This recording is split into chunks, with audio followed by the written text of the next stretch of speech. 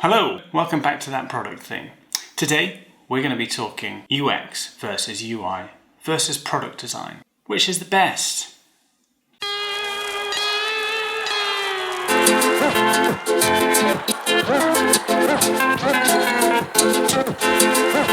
Okay, that title might have been a little bit clickbaity. You can't really put UX versus UI versus product design. The three somewhat different things used for achieving different outcomes. But this video is aimed at exploring the different roles of UI, UX and product, and hopefully helping you, if you're starting off in the world of product or design, work out which job is right for you and which jobs you should apply for. Let's get started. So first off, why is this even a video that I'm making? To elaborate on that, I'm going to talk a little bit in broad terms, very broad terms, so don't get too angry in the comments. This is how I compartmentalize the three different things. UI, user interface. This is, without wanting to dumb it down, the veneer, the gloss on top of a product that the user interacts with, the things they click, the colors that they see, and basically the style of a user interface. Onto UX, that is more, well, the user experience. What the user experiences when they interact with a website or a product. There is a bit of a crossover there. To experience a product, you have to interact with it, and you interact with the user interface. But for me, the user experience is more about getting from A to B. It's more about achieving a goal, identifying what that goal should be, and to facilitate a user achieving the most high priority goals of a website. I think that's fairly clear. And I know that I said that there were three different subjects that we're going to be talking about. That would be my preference. For some people, there are four different subjects: UI, UX, product, and UI/UX. I don't know where the slash came from, but for the last 10 years or so, it's starting to die down a little bit now. But the majority of design jobs, maybe not the majority, but a disproportionate amount of design jobs were advertised as UI/UX. I'm a hiring manager at the agency where I work, the Virtual Forge. I'll put a link in the description, so my boss will be happy about it.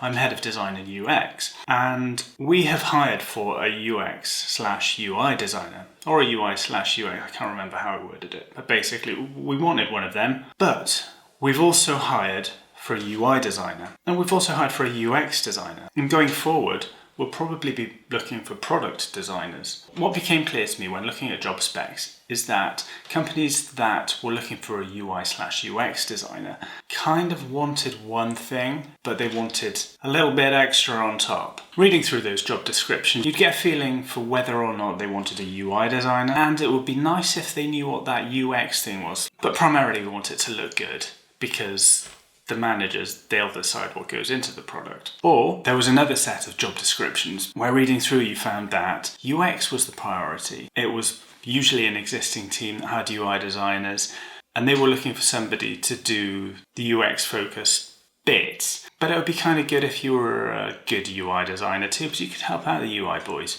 And ordinarily this wouldn't have bothered me so much, but it feels to me like a UI designer, if we're throwing stereotypes around, is more of an artistic person. They have a flair for colour, style. They probably have hipster glasses and a bit of a beard going on. They probably drink craft beer and frequent artisan magazine shops. Whereas a UX designer, the sort of things that they do are more scientific and experiment driven. So the stereotypical UX designer to me is kind of a thought-driven person. Somebody that's particular, detail orientated, probably wear glasses as well, but they probably don't have the hipster beard because they think that's ridiculous, and they spend their time doing more constructive things in allotments. Maybe they go on the odd protest or two. Are these stereotypes offensive? I hope not. Let me know in the comments. Anyway, you get the point. These two sets of behaviours don't feel like they should fit together too often. Obviously not impossible for them to do so, but stereotypes and all that. You might be that type of person, but at the same time you might be the UI type of person or the UX type of person. And I think that's the important thing here. Let's move on to the product designer, the fourth designer in our little scenario here. A product designer to me is somebody that does UI and UX and also has more of a business strategy type head on them. Product designer for me is an entrepreneur with design skills. For me, they're really somebody that has a passion and want to get their ideas heard when they're working within a team. So what is the point of this video? What am I trying to get at? As I mentioned, I have hired for UI designers, I've hired for UX designers, and I've hired for both. If my team were to look for somebody that was UI and UX in the future, we would probably go down the product route, because what we want is somebody that has a passion for understanding the business needs and working out how best to achieve those with a really cool product that actually works for the users as well. Having said that, we're also likely to hire for a pure UX or a pure UI designer in the future. And I think this is the point. If you're going for a job, it may be tempting to think, I can do that. I've got an understanding of UX, but I'm a UI designer. Or I'm a UX designer, I'm passionate about functionality, but I know how to use Sketch or XD. Or you might be that entrepreneur that can do design. And if you're looking for a job, you may be tempted to settle. You might think to yourself, I can do that, so I'm going to apply for that job. But I would urge you to think twice about it. Really read the job description when you're applying for a job. Work out what it is that team is looking for. And work out whether or not, if you imagine yourself in that role on a day-to-day basis, you think you're going to get bored of it.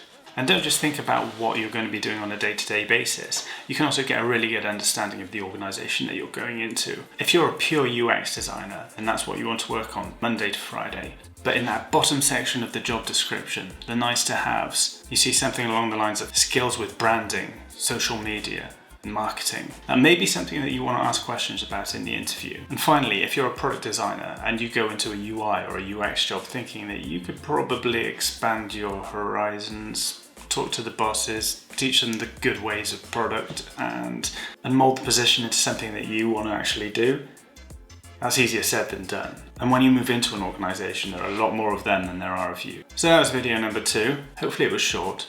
I've finished filming it now. But I don't think I've filmed that much footage, which is good because the last one was 15 minutes, but you should still look at it. Link in the description, or it might pop up here. It might do. If you've got any thoughts or comments on this subject, I'd love to hear them. I actually would. Feel free to pop them in the comments down below. Is it just me that's wondered about that whole UX/UI thing? Maybe it was. In any case, if you're interested in visual design, UX or product, please subscribe. It makes me feel really excited when that little email comes in saying you've got a new subscriber. As always, if you enjoyed this video, give it a thumbs up. If you didn't, give it a thumbs down. It will hurt my feelings, but it would be useful to people that come into this video in the future. If they see a load of dislikes, they don't have to waste their time watching it. If you're a product designer or a UI designer or a UX designer that has gone into a job and it hasn't been what you wanted, let me know. It can't just be me that thinks some of these job descriptions are a little bit optimistic. Don't get me started on recruiters either. Thank you so much for watching, and I'll see you in the next video. Bye.